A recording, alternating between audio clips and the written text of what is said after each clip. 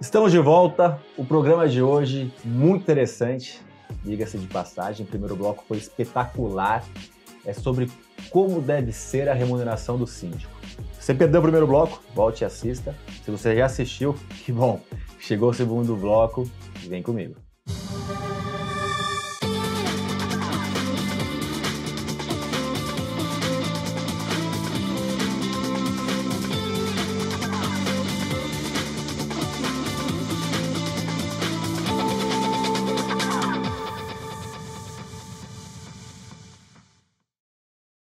Os nossos convidados de hoje são dois síndicos profissionais de sucesso no estado de São Paulo, dois síndicos 5 estrelas, Ricardo Montu e Bruno Magalhães.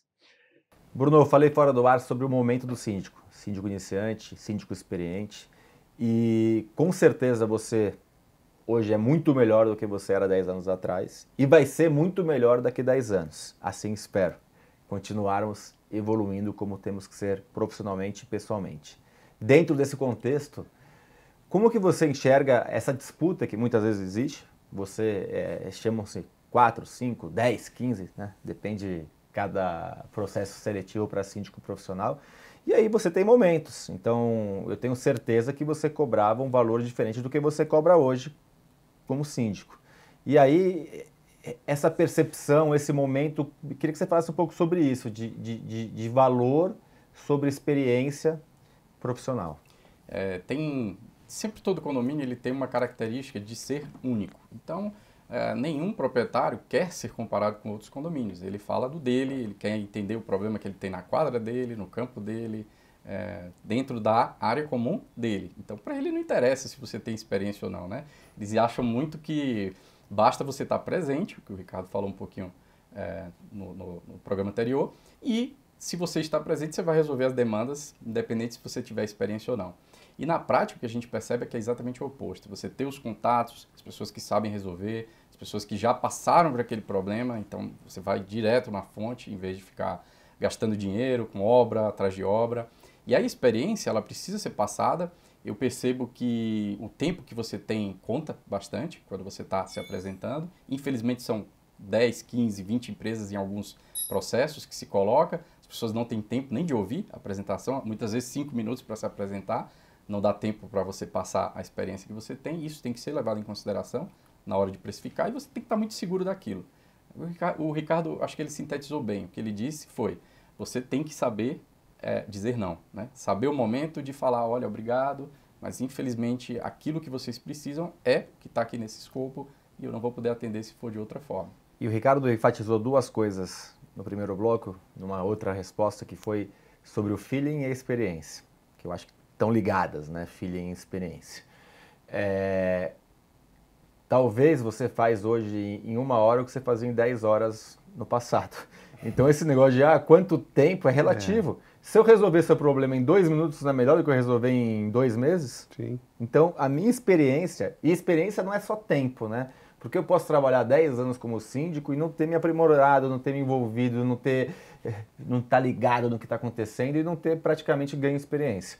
E posso ter trabalhado 2, 4, 5 anos focado e ganhado muita experiência.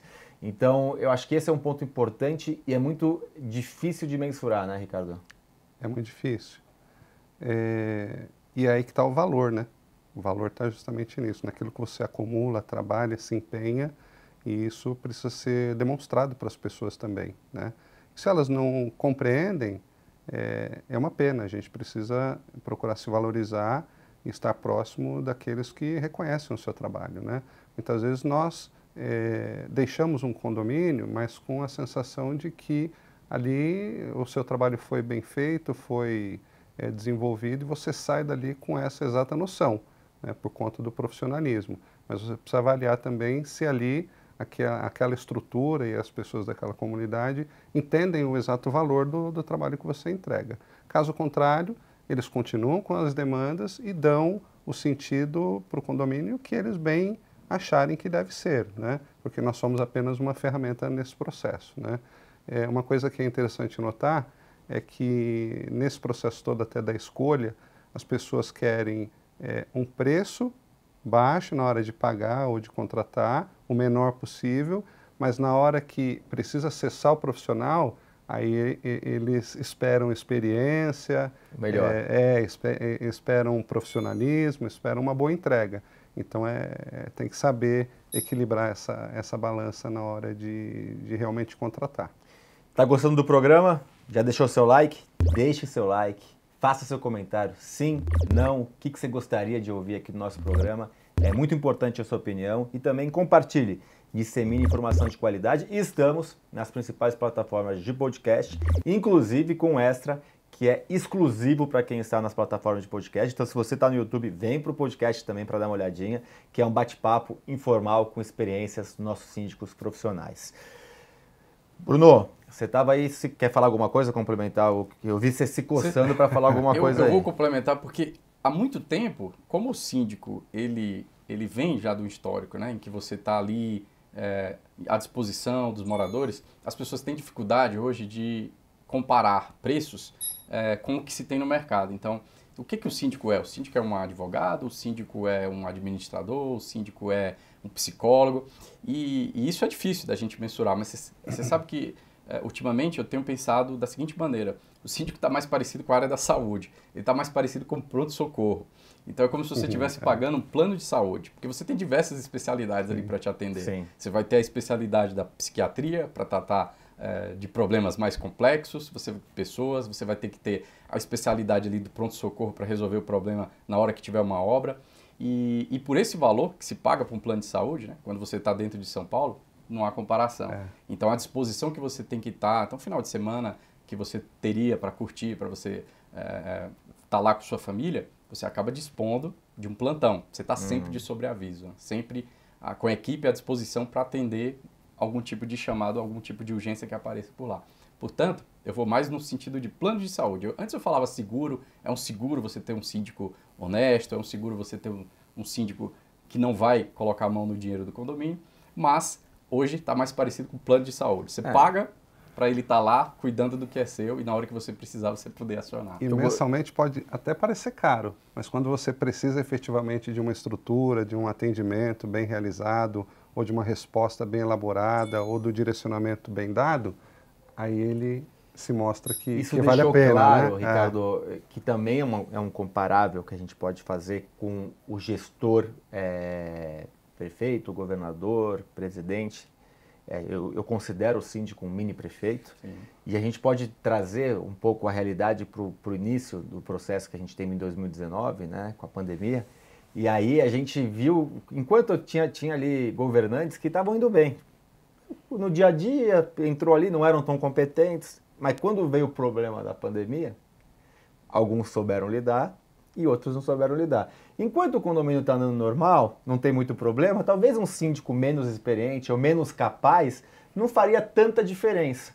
Mas na hora que aquele condomínio tem um problema, e vai ter problema, todo condomínio tem problema. Na hora que tem um problema estrutural, tem um problema jurídico, tem um problema, a experiência conta muito. E realmente, muitas vezes o cara fala assim, mas que bom, eu pago pouco aqui no meu condomínio e tá ótimo, a coisa não deu problema.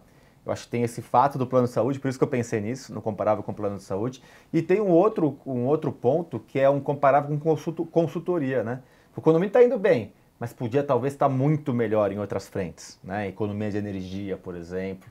Então, acho que são esses dois pontos. Gostei do plano de saúde, achei bem interessante. Eu falava um pouco mais sobre médico, sobre você procurar um médico mais capacitado, mas o médico realmente ele é uma especialidade. Sim. E no caso do síndico, ele é multi-especialidade eu brinco, um especialista genérico. O pior é quando você acha que está tudo bem, mas o problema está mascarado, né? A omissão, ela não é aparente muitas vezes, né? Então, ela vai aparecer daqui 2, 3 gestões. Eu não vi, ontem à noite eu estava conversando com um conhecido e ele me falou que teve um caso, essa semana, final de semana, de 3 mortes dentro de um condomínio dentro da piscina. Não sei se vocês chegaram a ver isso. Sim. Eu não vi ainda a matéria, vou atrás, hoje também acordei e não consegui ver.